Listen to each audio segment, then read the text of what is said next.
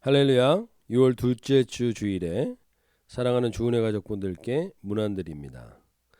올 6월은 유독 날씨가 춥고 서늘한 것 같습니다. 코비드 19으로 인하여 집에서 여유를 가지고 텃밭을 가꾸셨던 분들은 채소들이 잘 안 자라는 것을 느끼실 것입니다. 얼마나 햇빛이 중요한 것인지 깨닫게 됩니다. 채소뿐 아니라 우리들도 하나님의 은혜의 빛을 받지 않으면 온전히 성장하지 못할 것입니다. 오늘 예배 가운데 하나님의 은혜의 빛이 각 가정 구석구석마다를 비추어서 추위와 경직된 것들 그리고 어둠이 떠나가는 예배 되시기를 간절히 소원합니다. 우리 다 함께 묵도하심으로 6월 둘째 주 예배를 시작하도록 하겠습니다.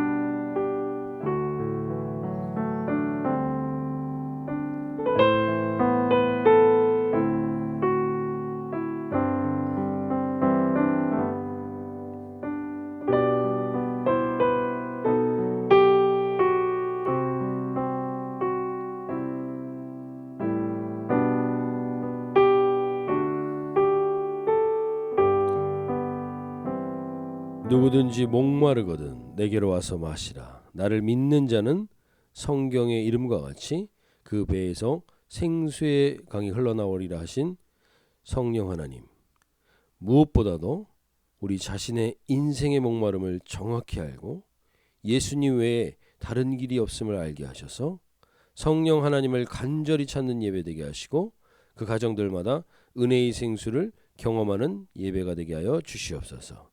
감사드리며 우리 주 예수님의 이름으로 기도합나이다. 아멘. 찬송가 309장 목마른 내 영혼, 이전 찬송가 409장 찬송하시겠습니다. 목마른 내 영혼, 주가 이미 허락한 그 귀한 영생수 주여 갈망합니다. 그 약속 따라서 힘써 간구하오니 오주여 내 기도 어서 들어주소서.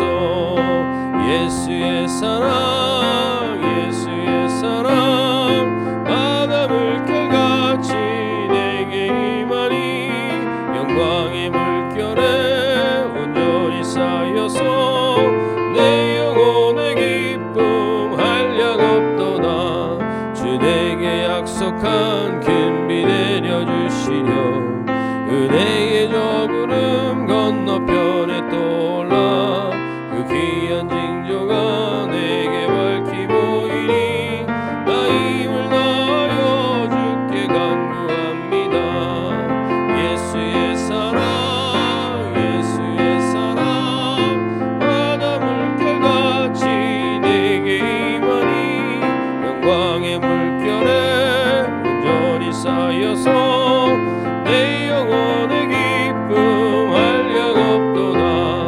은혜의 소낙비 지금 흡족히 내려 구원의 큰 강물 흘러 차고 넘쳐서 내 추한 모든 죄 모두 씻어버리니 나 지금 은혜를 충만하게 받았네.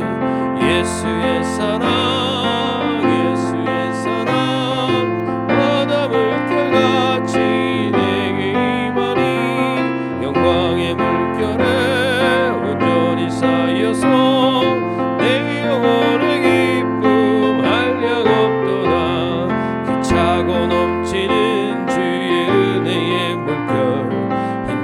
밀려와 내게 만족합니다. 오 할렐루야로 주를 찬송하오니 내 맘의 기쁨이 항상 충만함이라. 예수의 사랑 예수의 사랑 바다 물결같이 내게 임하니 영광의 물결에 온전히 쌓여서 내 영혼의 예수의 사랑 예수의 사랑 예수의 사랑 바다 물결같이 내게 임하니 영광의 물결에 온전히 쌓여서 내 영혼의 기쁨 한량 없도다. 시간 함께 기도하실 때 주님, 우리가 주를 향한 목마름이 회복되게 하여 주시옵소서. 세상에 여러 가지 지위와 돈과 모든 것에 목마름은 있는데 주님을 향한 목마름이 없다면 우리 가운데 다시금 모든 것에 목마름은 갈증은 사라지되 오직 주를 향한 갈증은 회복되게 하여 주셔서 주님을 온전히 바라는 우리 모든 주은혜 가족분들 되게 하여 주셔서 그 가정들마다 은혜의 소낙비를 흡족히 내려주시는 그 은혜를 경험하는 예배가 되게 하여 주시고, 주님, 우리의 모든 추한 죄가 주님의 보혈로 깨끗이 씻김받는 예배되게 하여 주셔서 은혜가 충만, 기쁨 충만을 경험하는 예수의 사랑으로 가득한 예배와 그 가정들 될 수 있도록 주의 은혜 베풀어 주십시오. 한번 우리 다 같이 손잡고 기도하겠습니다. 하나님 아버지, 주여 우리에게 갈급함을 주시옵소서. 우리의 간절함을 주시옵소서. 주를 향한 간절함을 좀 주시옵소서. 아버지, 모든 가정들마다 주가 없다면 어떻게 되겠습니까? 가정들이 소통이 이루어지지 않고 있습니다. 가정들 안에 마음과 마음을 나누지 못하고 있습니다. 하나님, 그 안에 주를 향한 목마름을 주시고 주님이 주시는 생수를 주셔서 온전한 가정들이 회복되는 은혜가 가정들마다 임할 수 있도록 하나님, 이 시기에 특별히 하나님 우리 주은혜 가족분들 가정마다 이 은혜를 허락하여 주셔서 주를 온전히 만나게 도와주시옵소서. 하나님 아버지, 우리의 추한 모든 죄를 주님의 사랑으로 씻겨주심에 감사드립니다. 은혜의 생수와 소낙비가 각 가정마다 간절히 필요합니다.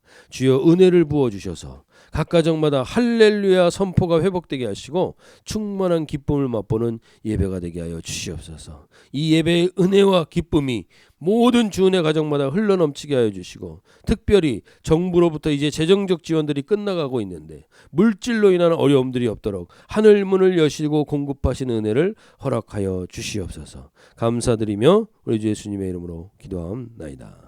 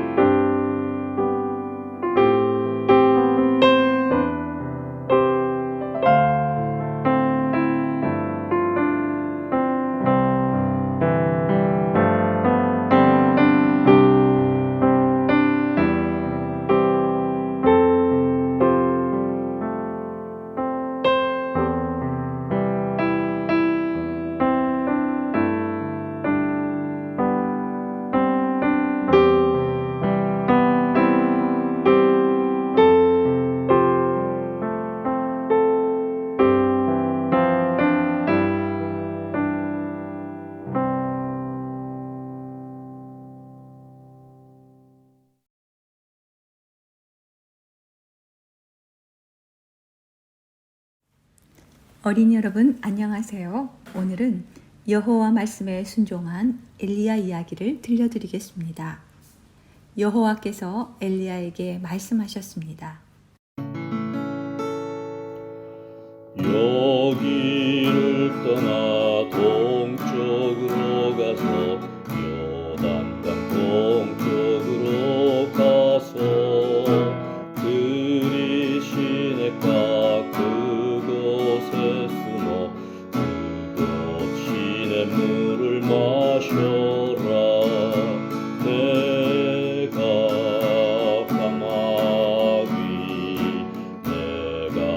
까마귀를 시켜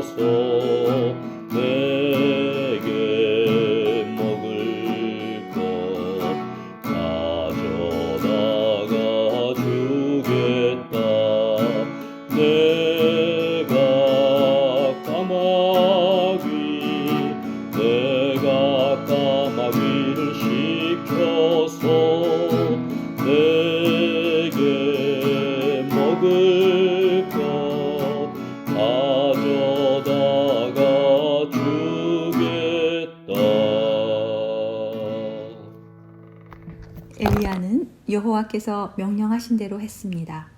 그는 요단강 동쪽 그리시네가로 가서 살았습니다.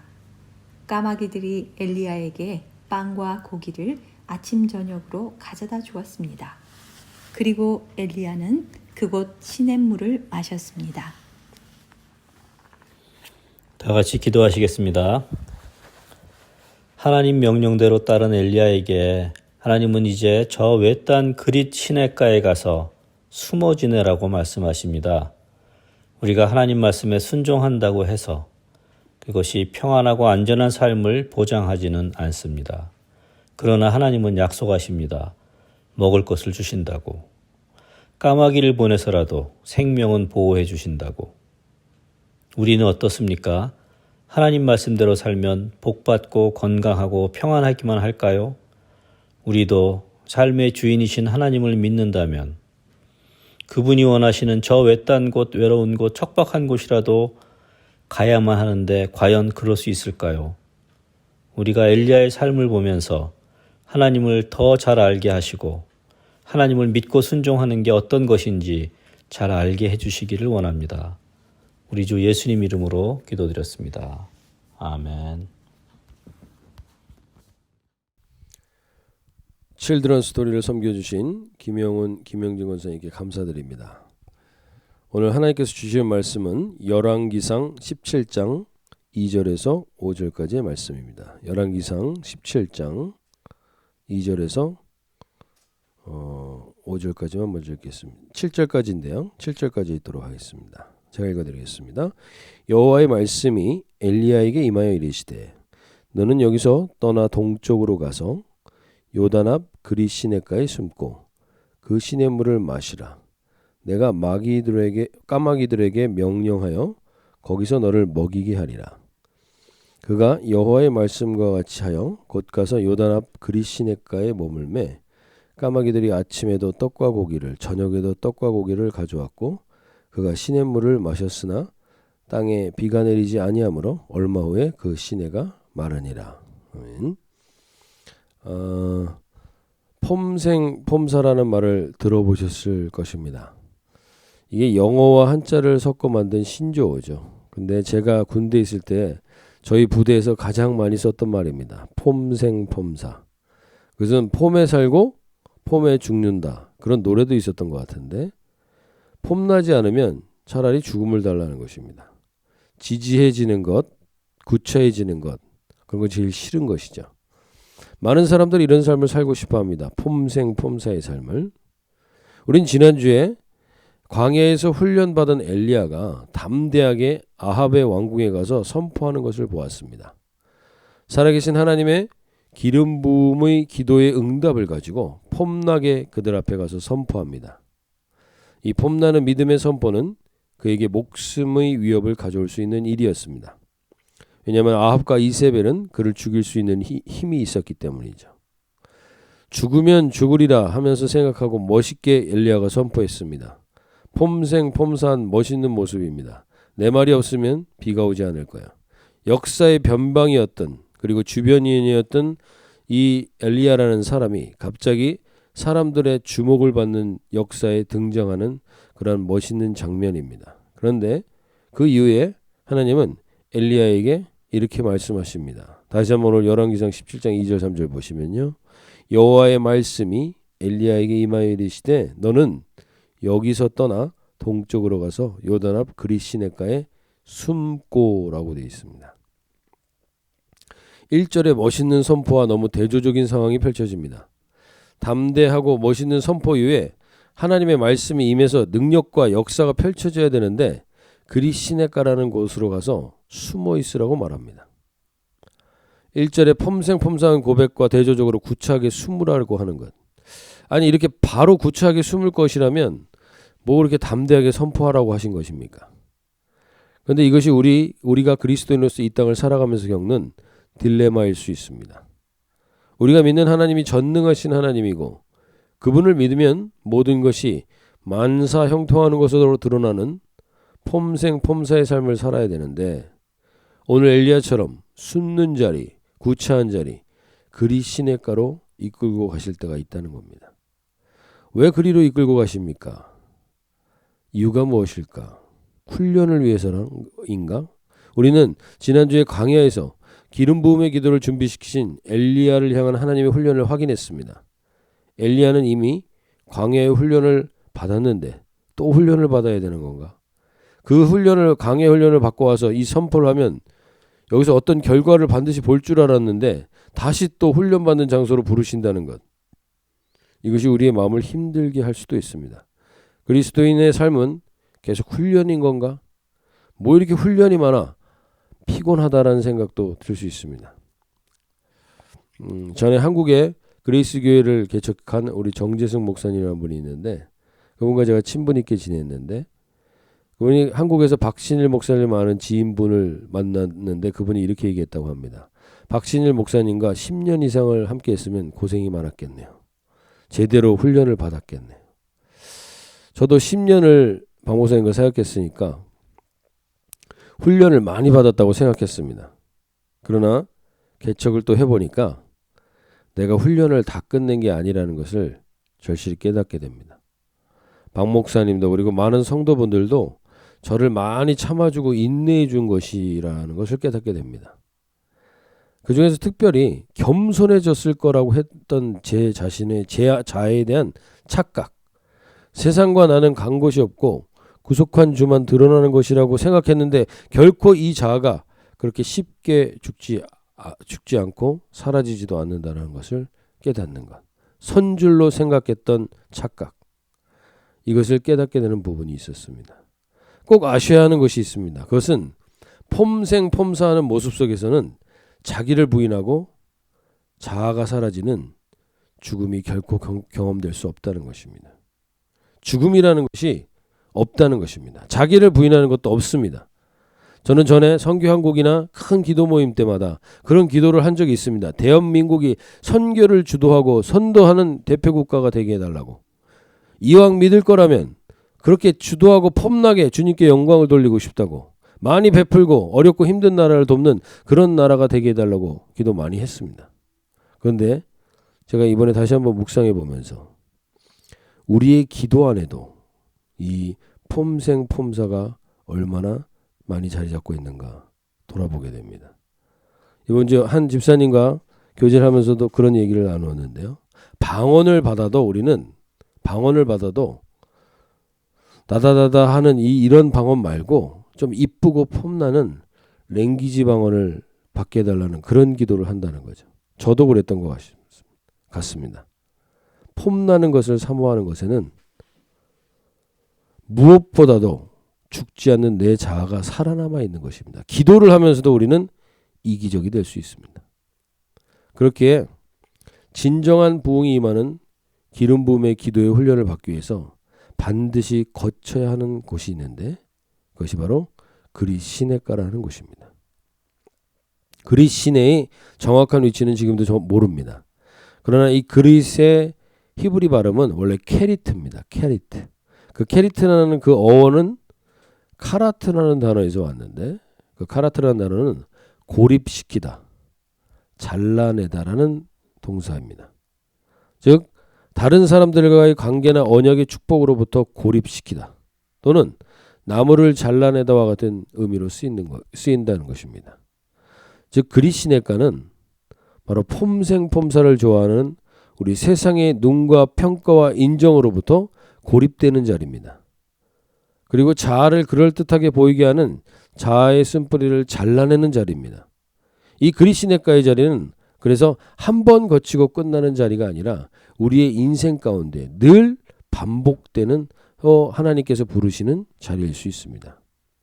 왜냐하면 우리는 잠시만 방심하면 죽었는지 알았던 그 자아가 죽지 않고 기절해 있었다는 것을 알게 되고 다시 살아나서 폼생폼사로 기름 부음을 막는 이 자기중심적 생각과 마음과 기도로 우리의 시간을 사로잡을 수 있다는 것을 알아야 합니다.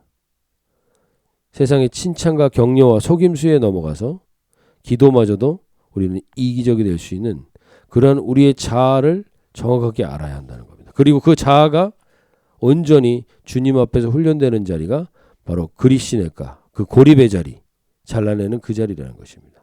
그리스 시내가는 하나님께서 기름 부음이 있는 기도를 구체적으로 준비시키시는 자리입니다. 그럼 그 기도는 어떤 기도인가? 우리들이 원하는 것을 하나님께 관철시키는 기도가 아니라 하나님의 뜻이 온전히 나에게 관철되는 시간이 되는 것. 그래서 그 시간을 위해서 하나님은 반드시 고립되는 그리스 시내가로 하나님과 독대하는 그 자리로 우리를 부르십니다. 그것이 광야이기도 하고 그리스 시내가이기도 합니다. 그래서 이 시내가의 중요성을 알리는 말씀이 시편 1편 말씀을 보시면 시편 1편 3절 말씀에서 이렇게 말씀합니다. 그는 시내가에 심은 나무가 철을 따라 열매를 맺으며 그 잎사귀가 마르지 아니함과 같으니 그가 하는 모든 일이 다 형통하리로다. 그는 누구냐면 복 있는 사람입니다. 그는 시내가에 심은 나무라는 겁니다. 그는 시내가에 심은 나무. 이 시내가는 그리스 시내가입니다. 즉, 이 복 있는 사람은 어떤 사람이냐? 시편 1편 1절 보시면 복 있는 사람은 악인들의 꾀를 따르지 않으냐며 죄인들의 길에 서지 아니하며 오만한 자들의 자리에 앉지 아니하고. 복 있는 사람은 악인들의 꾀와 죄인들의 길과 오만한 자의 자리를 잘라내고 스스로 고립되어 오직 하나님께 초점을 맞추는 자리, 그리스 시내가에서 이 가정을 가지게 됩니다. 그리고 그는 이 시내가에서 고립되어서 외로움에 처절히 우는 사람이 아니라 이 시내가에서 그는 이러한 고백을 하게 됩니다. 시편 1편 2절 말씀입니다. 오직 여호와의 율법을 즐거워하여 그의 율법을 주야로 묵상하는도다. 그리스 시내가에 고립된 장소로 우리를 부르신 아주 중요한 목적이 무엇인가? 그것은 하나님과의 독대, 그것을 통해서 내 뜻을 관철시키는 기도가 아니라 오직 여호와의 말씀을 주야로 묵상하며 그 말씀이 삶과 현실 속에 열매 맺히도록 기도하는 이 독대의 시간을 가지는 것. 이것이 바로 그리스 시내가입니다. 그리고 이 그리스 시내가에서 우리는 기름 부음의 기도의 아주 중요한 요소를 배우는 것입니다. 또 한 가지 생각해 볼 때 복 있는 사람을 왜 시내가에 심은 나무로 표현했을까요? 바로 이 그리스 시내가에 이 나무는 비가 오나 눈이 오나 그 자리를 떠날 수가 없습니다. 폼생폼사가 아닙니다. 내가 벗어나고 싶다고 벗어날 수도 죽고 싶다고 죽을 수도 없는 그냥 그 자리에 있어야만 하는 것입니다. 근데 그가 복 있는 사람이랍니다. 왜냐하면 이 그리스 시내가에 심은 나무는 하나님 한 분만을 바라볼 수밖에 없는 고립된 장소에 있기 때문입니다. 하나님의 사람들 중에서 폼생폼사의 세상의 기준을 잘라내고 이 고립의 그리스 시내가에 머무는 시기가 없었던 사람은 단 한 사람도 없습니다. 요셉은 형제들에게 버림을 받고 자기 아버지의 인간적인 사랑의 채색옷의 폼생폼사를 잘라내고 고립되는 애굽의 그리스 시내가에 머무는 시기가 있었습니다. 모세도 이집트의 왕자의 신분으로 자라면서 폼생폼사하는 삶을 살았지만 그 모든 폼생폼사의 요소를 잘라내고 자기가 nothing, 아무것도 아닌 것을 깨닫는 그 미디안의 그리스 시내가에 머무는 고립 시기를 가졌습니다. 그리고 그 고립의 시기에 하나님과 얼굴을 대면하여 하는 기름 부음의 기도를 가지게 됩니다. 다윗도 마찬가지죠. 사무엘의 기름 부음을 받고 폼생폼사하는 왕으로서 준비되는 시간을 가지나 했는데 결국 자기 장인 사울에게 도망자 신세가 되어서 고립되어 피어 다니다가 그 동굴의 그리스 시내가에서 기름 부음의 기도를 경험하게 되고 그 기도를 통하여 하나님은 다윗을 내 마음에 합한 자라는 그러한 고백을 갖게 해 주었습니다. 외로움이라는 것은 외로움에 혼자 있기 때문에 느끼는 것은 소외감이라면 하나님과 독대하기 위해서 고립되는 그리스 시내가의 자리 그 홀로 있음은 하나님 앞에 거하는 은혜의 자리임을 고백하는 겁니다. 홀로 있는 고립은 하나님의 눈길을 의식하고 하나님을 바라보며 하나님과 교제하는 것입니다. 홀로 있으므로 하나님의 음성에 귀를 기울이는 영적 청각을 개발하는 것이라고 어떤 분이 이렇게 표현했더라고요. 영적 청각을 개발하는 것. 영적 청각이 개발되는 것이 바로 그리시네가라는 겁니다. 그리고 하나님과 함께함의 즐거움을 그 청각이 개발된 자들이 깨닫게 돼서 누리게 되는 것입니다. 그리고 이 그리시네가가 없이 기름 부음의 기도는 시작될 수 없다는 것입니다. 제가 최근에 코로나 사태로 아이들이 학교를 가지 않고 집에 있으면서 그로 인해서 나타난 안타까운 소식들을 들었습니다. 그것은 뭐냐면 계모가 스텝마더죠. 스텝마더가 9살 난 의붓 아들을 여행용 가방에 7시간 동안 가두었다가 숨지게 한 사건이죠. 근데 얼마 전에 또 계부 스텝파더가 똑같이 9살 난 여자아이를 이 프라이팬에 손을 쥐어서 지문을 없애고 목줄을 하여서 가두었다가 그 아이가 이 테라스를 통해서 목숨을 걸고 탈출해서 그 보호소에서 있는 얘기를 듣게 됐습니다. 이 또래의 아이들을 키우는 저희로서 참 안타까운 마음으로 정말 애통하며 기도하는 자리에 우리가 서 있어야 한다는 걸 많이 깨닫게 됩니다. 그러면서 이 안타까운 일이 일어나게 된 문제의 근원이 무엇인가?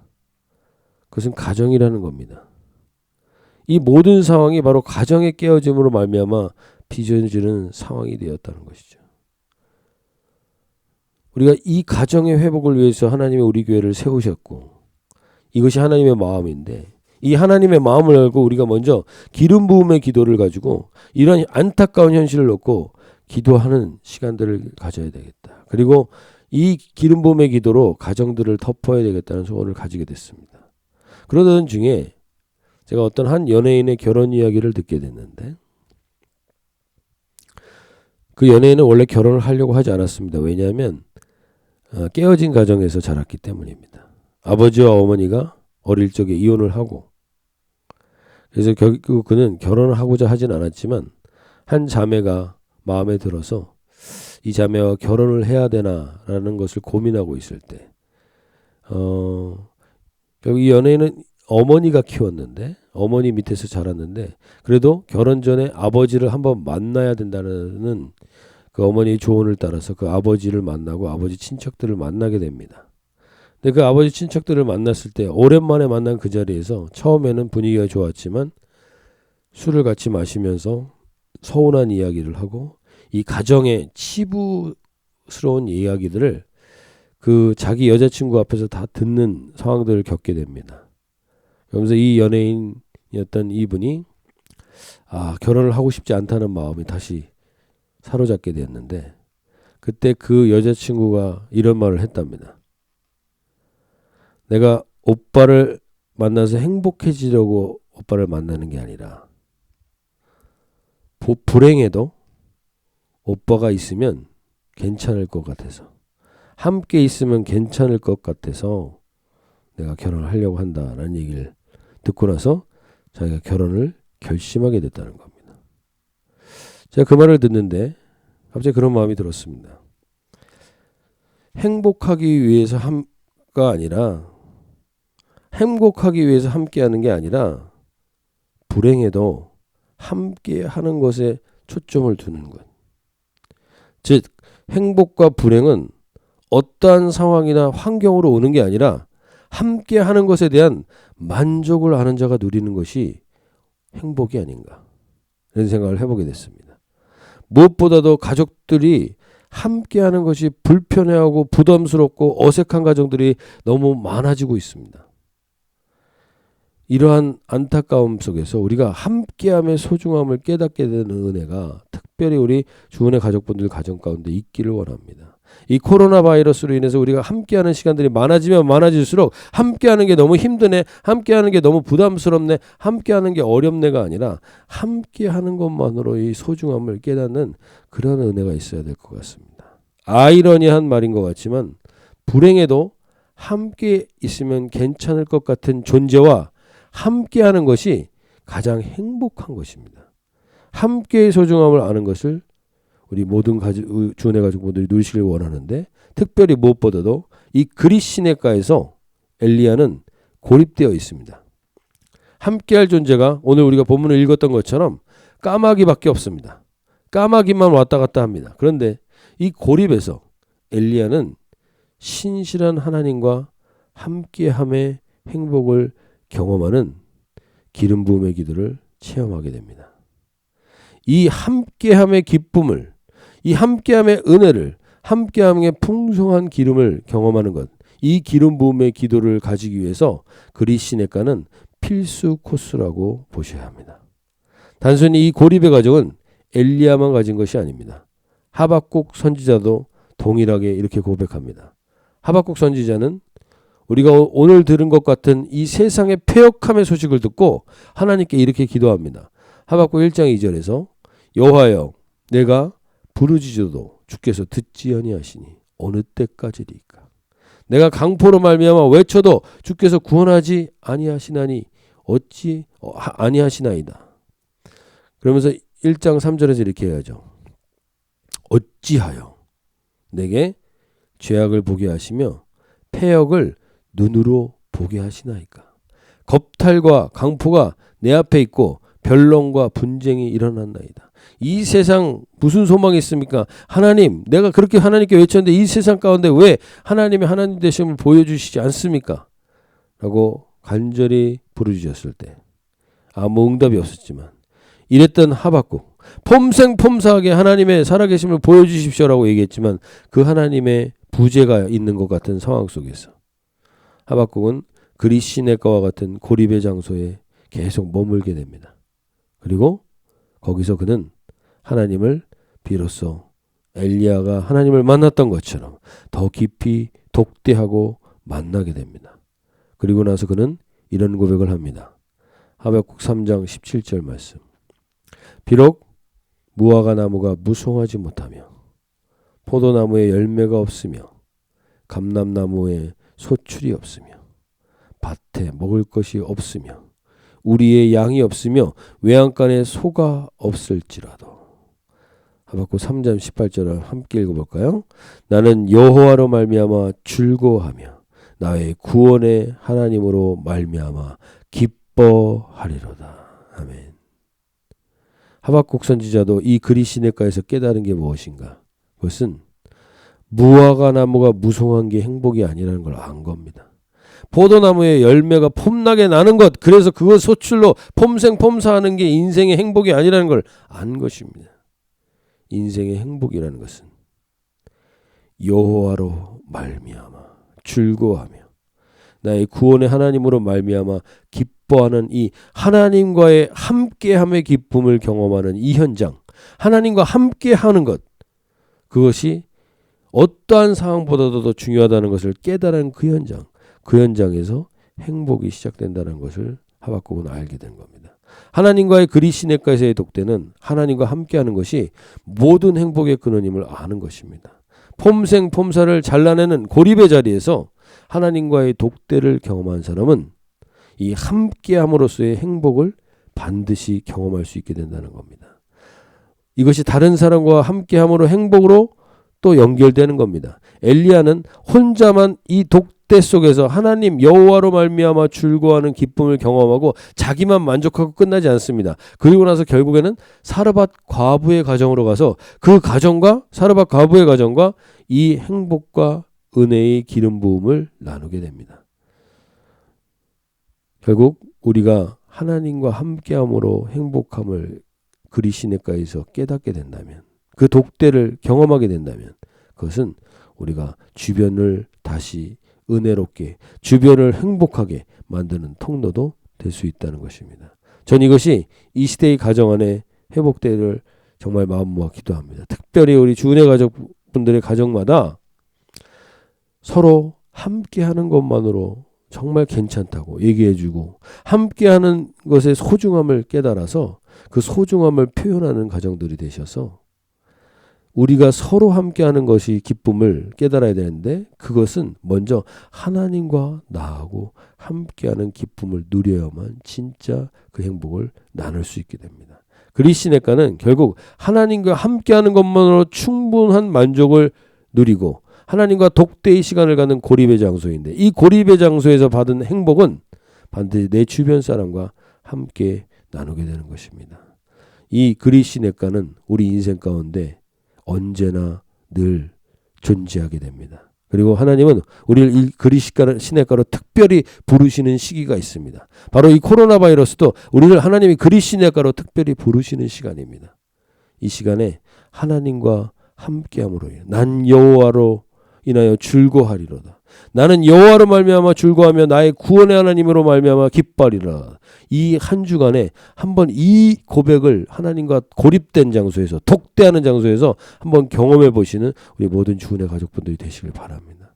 그리고 그것이 나로 끝나지 않고 내 가족들에게 당신과 함께함으로 행복합니다. 우리 자녀들에게 너와 함께함으로 인해서 행복하고, 너와 함께하면 어떠한 상황도 우리는 이겨낼 수 있어라는 그러한 고백을 해줄 수 있다면 우리가 이 행복을 같이 누리게 되는 은혜가 있을 줄로 믿습니다.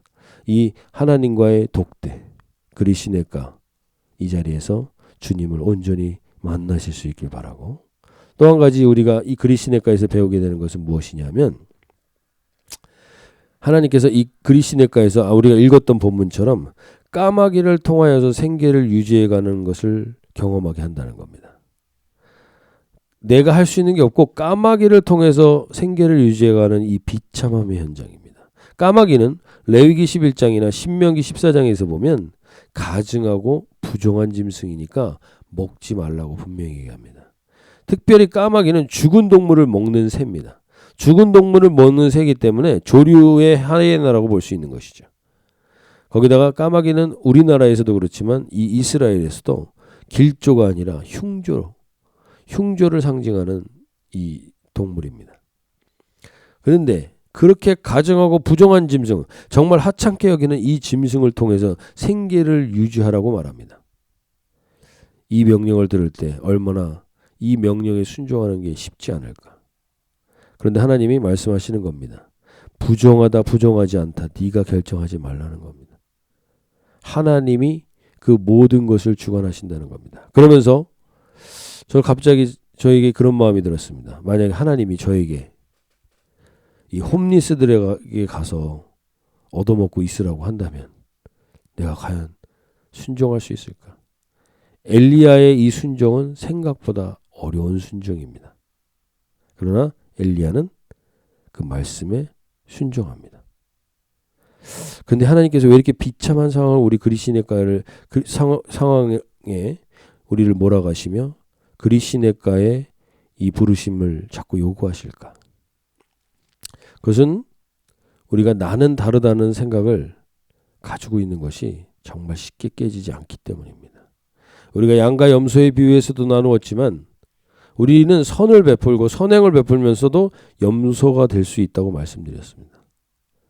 왜냐하면 내가 선을 베푸는 사람 입장에 서고 싶어 하기 때문입니다. 폼나는 자리에 나는 서고 나는 당신들과 달라. 그러나 당신들을 돕기를 원해. 라는 이러한 마음과 이러한 생각을 가질 때가 많기 때문입니다. 특별하고 싶은 욕구는 절대 쉽게 사라지지 않습니다. 나는 달라라는 이 자아의 철옹성과 견고한 진이 결코 그렇게 쉽게 무너지지 않기 때문에 하나님은 우리에게 그리시네가의 자리를 자꾸 요구하십니다. 너는 까마귀를 부정하다 가증하다 여기지 말고 우습게 여기지 말고 나는 달라라는 얘기하지 말고 우리가 절대로 특별해서 이 자리에 있는 게 아니라는 것을 알고 하나님의 은혜를 깨닫는 자리로 하나님이 우리를 이끄시기 원하셔서 그 겸손의 겸비한 자리로 우리를 이끄시기 위해서 그리시네가로 우리를 계속해서 부르신다는 겁니다. 엘리야 너는 집안도 내세울 게 없었고 그렇다고 특별한 교육도 받지 않았는데 영적으로 광야에서 기름 부음의 기도를 경험했다는 이유로 교만해질 수 있다는 것을 아십니다. 그래서 철저하게 낮추는 자리로 이 그리시네가로 부르시는 겁니다. 이제 우리가 이후 본문에서도 살펴보겠지만 실로 엘리야는 영적 교만의 태도로 오바다라는 사람을 무시하게 됩니다. 그리고 이 교만의 자리에서 나만 남았다라는 얘기를 반복합니다. 나밖에 없다라는 얘기를 반복합니다. 그것은 결국 영적인 교만의 자리에 있기 때문에 그렇습니다. 하나님은 그 영적인 교만의 자리에 그를 그냥 두시지 않기 위해서 계속해서 그리시네가로 주기적으로 부르시는 겁니다. 이러한 주님의 그리시네가로의 부르심에 우리는 민감해야 합니다. 내가 교만해지기 전에 빨리 그 그리시네가의 자리에 무릎을 꿇는 것에 민감해야 합니다. 내가 까마귀를 우습게 여기고 있습니까? 나도 모르게 나의 언어 습관과 행동에 우리는 다른 사람을 무시하는 말이 나도 모르게 튀어나오고 있습니까? 지금 그리시네가로 오셔야 하는 시기인 겁니다. 내가 겸손함이 사라지고 있을 때 나타나는 대표적인 현상은 기다림이 너무 어렵다는 것입니다. 기다림은 결코 쉬운 게 아닙니다. 어렵습니다. 그러나 기다리다 못해 이제 기다리는 것이 힘들어서 분노로 나를 다스리고 있고 불만과 불평으로 나를 다스리고 있다면 겸손이 장악됐다는 상황입니다. 겸손이 내 삶 가운데 지금 사라졌다는 사실입니다. 또 한 가지는 우리가 오늘에 대한 만족이 없는 것입니다. 겸손하지 못하다는 증거가 오늘에 대한 만족이 없는 겁니다. 늘 과거가 붙들고 있거나 미래에 대한 불안이 나를 붙들고 있습니까?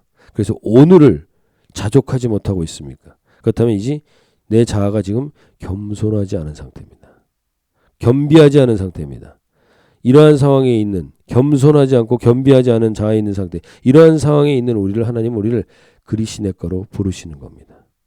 그리고 그 그리시네가에서 하나님을 온전히 만나며 겸비함을 회복하는 그러한 사람들이 되시기를 원하는 것입니다. 오늘 잠깐 영상을 보실 때 이 영상 속에서 이 두 분을 주님은 소개해 주고 있습니다. 두 분은 다 장애를 가진 분들인데 그 장애를 가진 분들이 어떻게 이 그리시네가에서 주님의 인도를 받는지 잠깐 영상을 보시고 말씀을 나누도록 하겠습니다.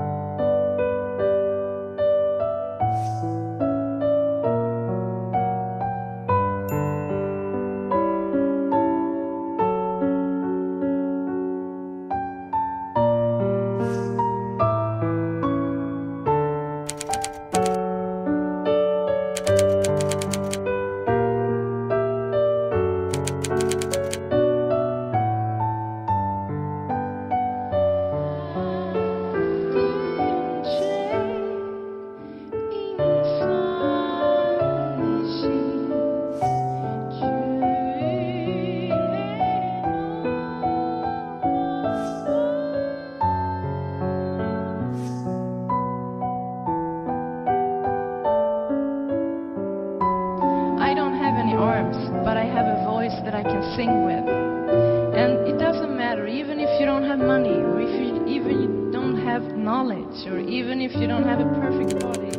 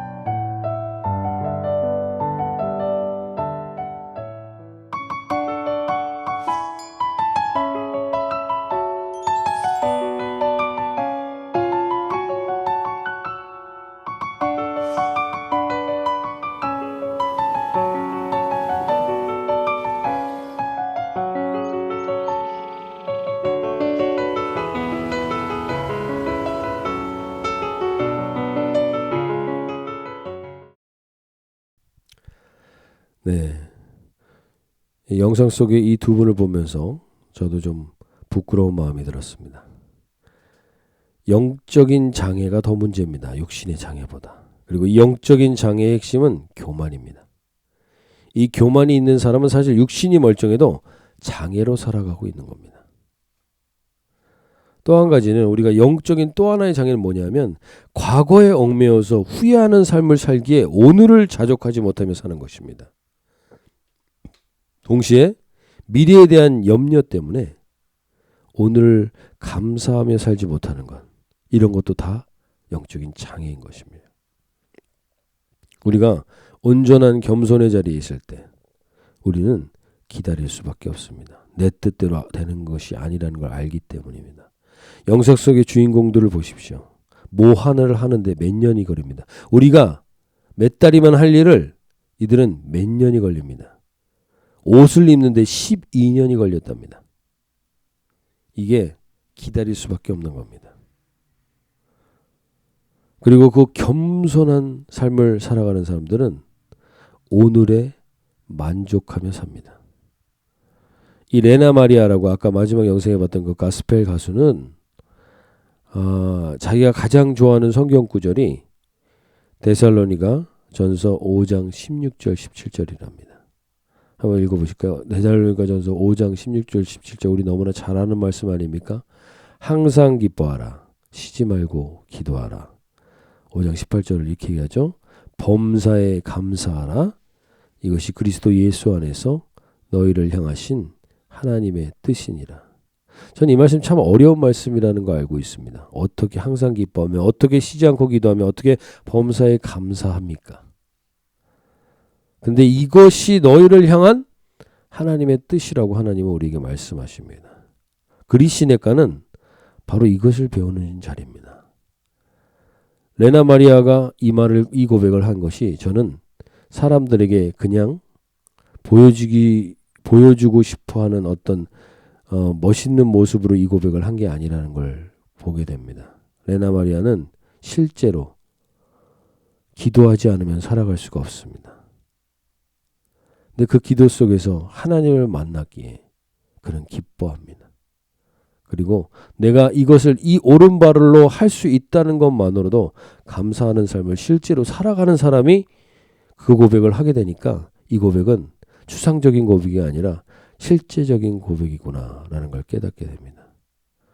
오늘을 살아갈 때 하루를 주신 분에게 기도와 기쁨과 감사를 드리는 삶을 살아가는 그들의 모습 속에서 우린 참된 겸손을 배우게 됩니다. 겸손치 못하면 절대로 기뻐할 수 없습니다.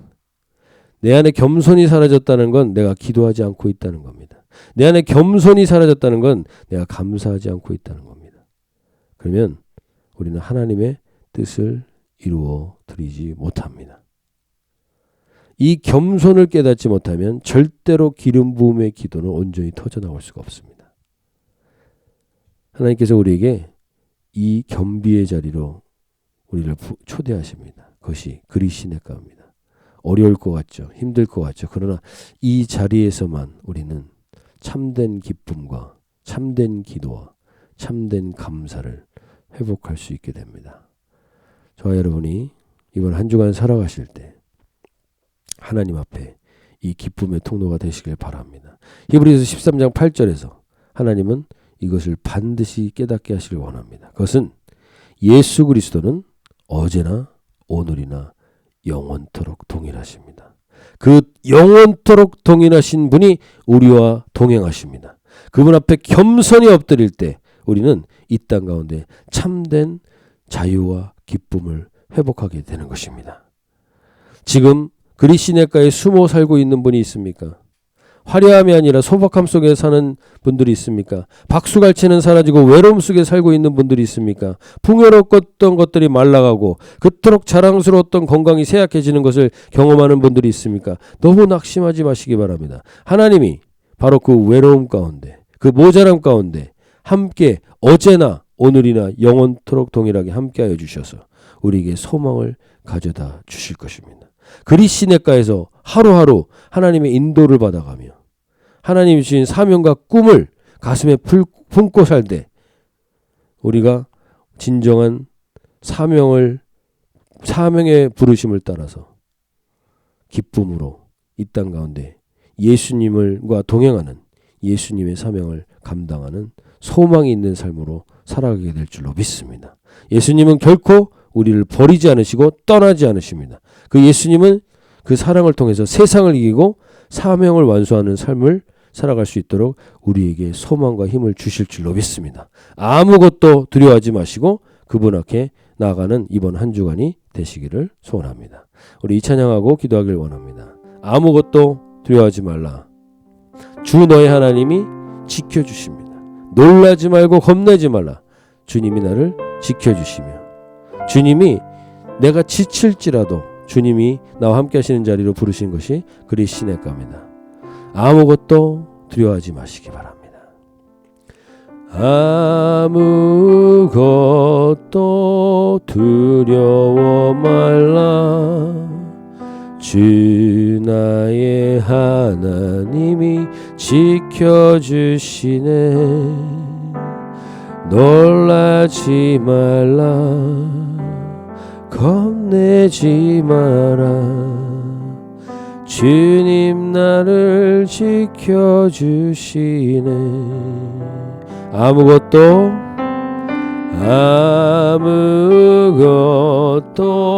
두려워 말라. 주 나의 하나님이 지켜주시네. 놀라지 마라. 겁내지 마라. 주님 나를 지켜주시네. 내 맘이 힘에 겨워 지칠지라도 주님 나를 지켜주시네. 세상의 험한 풍파 몰아칠 때도 주님 나를 지켜주시네.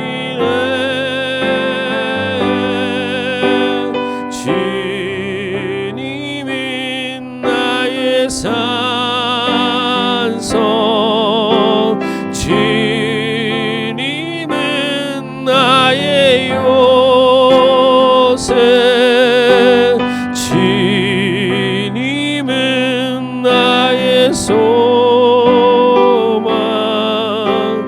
나의 힘이 되신 여호와. 아무것도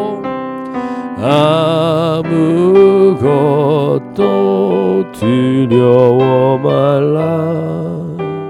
주 나의 하나님이 지켜주시네. 놀라지 마라. 겁내지 마라.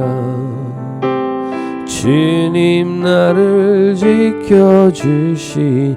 내 맘이 힘에 겨워 지칠지라도, 내 맘이 힘에 겨워 지칠지라도 주님 나를 지켜주시네. 세상의 험한 풍파 몰아칠 때도 주님 나를 지켜주시네.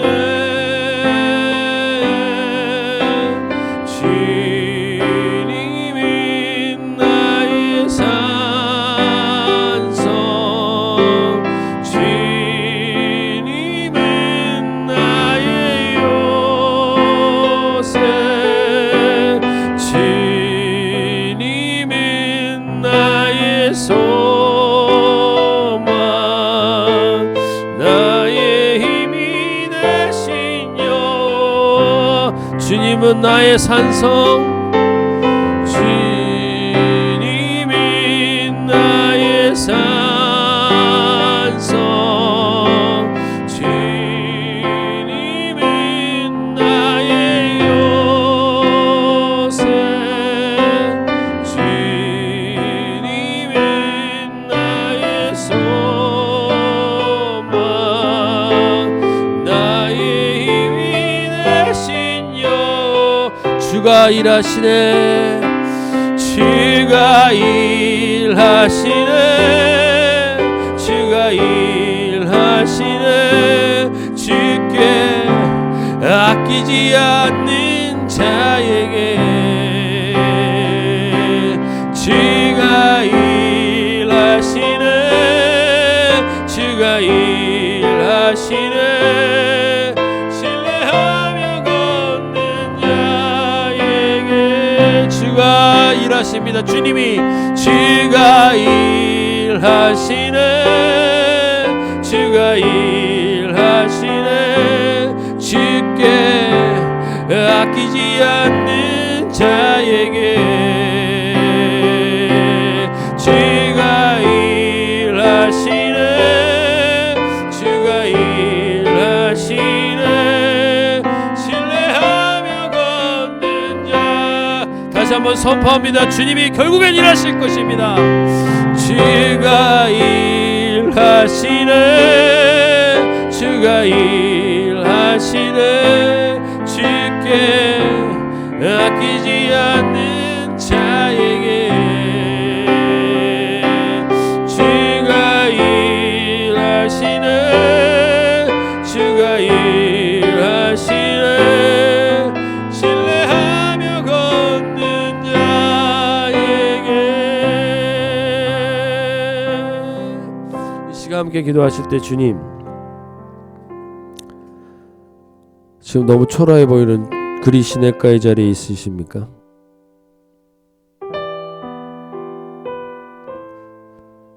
왜 하필 내가 하나님을 믿는다고 하는데 이렇게 폼나는 자리를 다 잘라버리시고 너무나 초라해 보이는 이 자리에 나를 부르신 이유는 하나님이 나하고 독대하고 싶으시다는 겁니다. 난 여호와로 인하여 즐거워하며 여호와로 인하여 기뻐하리라 하신 이 하박국의 고백이 우리의 고백이 되게 하시기 위해서 이 그리 시냇가로 우리를 부르신 줄로 믿습니다. 우리 주은혜 교회분들 한 분 한 분들 가정마다 하나님 아무것도 두려워하지 마시기 바랍니다. 그 그리 시냇가는 두려워하는 자리가 아닙니다. 초라함을 느끼는 자리가 아닙니다. 비참함을 느끼는 자리가 아닙니다. 하나님의 하나님 되심을 경험하는 자리입니다. 그 자리에서 하나님 그 그리 시냇가에서 잠잠히 주를 한번 바라보실 수 있길 바라고 잠잠히 내 마음이 힘에 겨워 지칠지라도 하나님 주님이 나의 산성임을 알게 하시려고 하는 거군요. 제가 폼생폼사하며 붙들었던 모든 것들 내려놓고 주님만을 나의 유일한 기쁨이요 즐거움이요 주님만이 나의 온전하신 산성임을 고백하는 인생 되도록 우리가 그 시냇가에 심은 나무가 되게 하여 주십시오. 하나님 그렇게 한번 살아볼 수 있게 해주십시오. 내 자아가 확실하게 죽고 한번 그렇게 한번 살아볼 수 있는 은혜를 우리에게 허락해 주시옵소서. 겸손은 비참함이 아닙니다. 하나님 겸손하지 않은 게 영적인 장애입니다. 우리가 그 교만이 얼마나 장애인 걸 모르고 있습니다. 그래서 내 입술 속에서 언제나 분노와 불만과 불평만 토해내고 있습니다. 하나님 이 그리 시냇가의 자리에서 그것들이 정결케 되게 하여 주시고 주님 앞에 겸비함으로 나가 주가 일하시는 것을 보게 해 주십시오. 주가 일하는 걸 볼 수 있는 그러한 통로가 되게 해 주십시오. 우리 함께 다 같이 한번 기도하겠습니다. 하나님 아버지 정말 아버지 어떻습니까? 지금 그리 시냇가에 머물러 있는 우리 지체들이 있습니까? 인생의 여정 가운데 그리 시냇가는 반드시 만나게 될 것입니다. 그것을 만나야만 우리는 하나님과 독대하는 자리로 갈 수 있게 됩니다. 예수님은 늘 고독한 자리로 가셨습니다. 예수님은 늘 상처받는 자리로 가셨습니다. 예수님은 늘 그 고독한 그리 시냇가의 자리에 머무셨습니다. 하나님 그 예수님을 따라가는 우리가 하나님 온전히 주님과 그 친밀한 사람을 한번 경험하게 하여 주시옵소서. 하루하루를 주님이 하나님 인도하시는 것이 아니면 살아갈 수가 없습니다. 하나님 까마귀에게 먹을 것을 얻는 비참함의 자리 그리고 그걸 하루하루입니다. 매일매일 그렇게 먹고 산다는 것이 하나님 그러나 먹이신다는 사실입니다.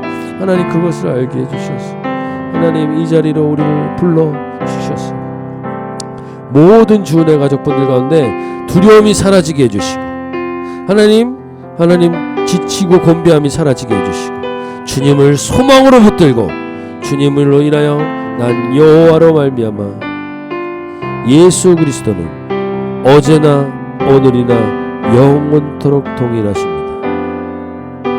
하나님, 그 하나님으로 인하여서 하나님 아버지 우리의 고백이 그렇게 될 수 있게 도와주시옵소서.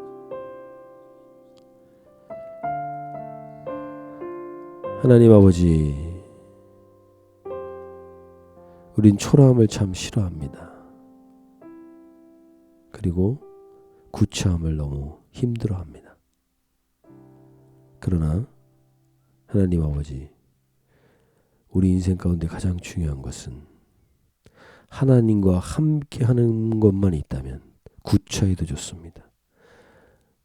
무성하지 않아도 좋습니다. 아무것도 소출이 없어도 좋습니다. 여호와로 말미암아 즐거워하며 구원의 하나님으로 말미암아 기뻐하는 이 하박국의 고백이 우리 모든 주은혜 가족분들에게 있게 해 주셔서 그 그리시네가의 초라한 자리에서 초라하게 끝나는 게 아니라 이 즐거움으로 일어날 수 있는 은혜를 허락하여 주시옵소서.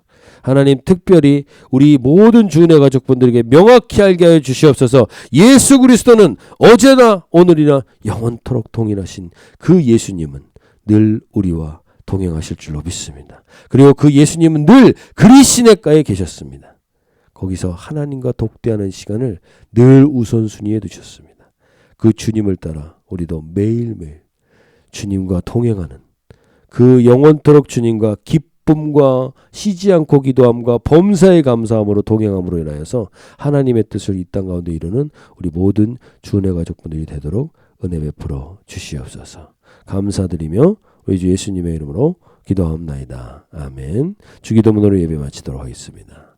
하늘에 계신 우리 아버지요, 이름이 거룩히 여김을 받으시오며 나라의 마옵시며 뜻이 하늘에서 이루어진 것 같이 땅에서도 이루어지이다.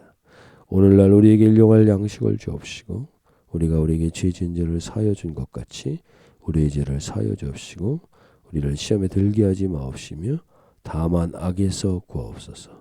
내게 나라와 권세와 영광이 아버지께 영원히 있사옵나이다.